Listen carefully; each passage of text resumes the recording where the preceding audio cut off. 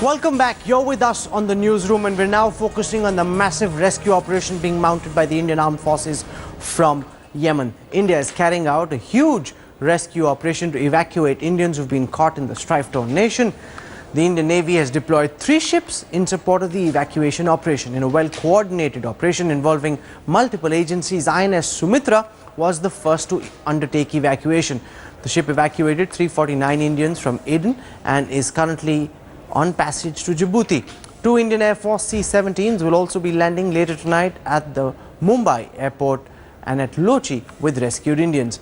The Ministry of External Affairs has termed the rescue a national effort. Minister of State for External Affairs General V.K. Singh is in Djibouti to oversee arrangements. Kerala Chief Minister Uma Chandi has urged Prime Minister Modi to speed up the evacuation as several Indians are still stranded in Yemen. On the newsroom now, I want to go across live to Yemen. Joining us from there is Anil Hatotre. He's stranded still in Yemen, and his wife Suchitra is joining us from Mumbai. Anil, welcome to the newsroom. Give our viewers a sense of how many Indians are still stuck and how all of you are doing, Mr. Hatotre. Yeah, in Yemen, in Sana'a, more than 2,000 to 3,000 people are there who are already stuck up, and the rescue operation is going on, but they cannot still Indian Embassy get the flight to land and take them.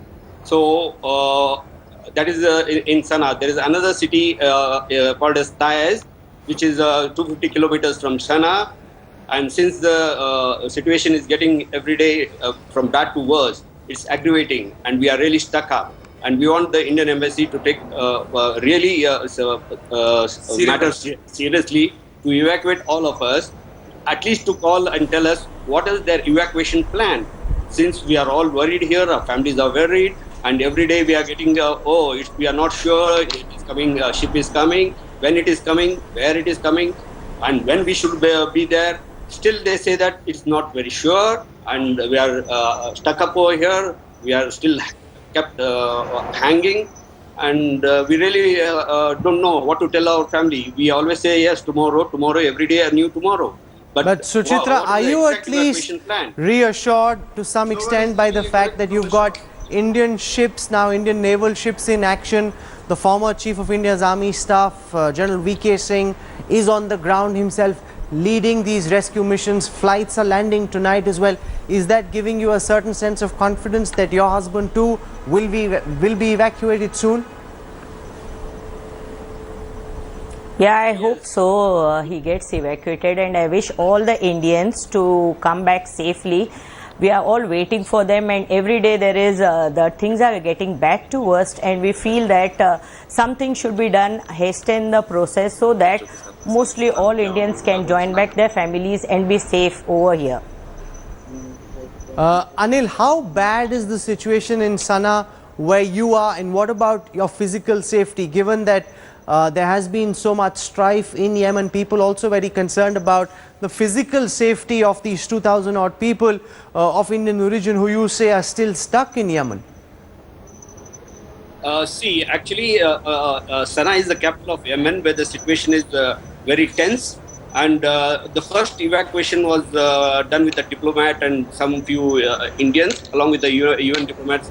We 3 flights some 3 days before, and after that, none of the flights are allowed to land, even though the Indian Embassy is trying very hard to evacuate the people. The people, even today also, they went to the airport from morning and up to afternoon, everything, and then suddenly they said no, they could not land, they could not get the permission.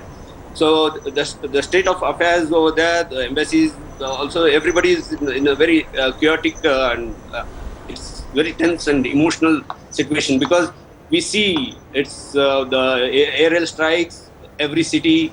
So one day it will be in Sana'a, the second day it will be in the Taiz, third day it will be in Hodeidah, fourth day it will be in Aden.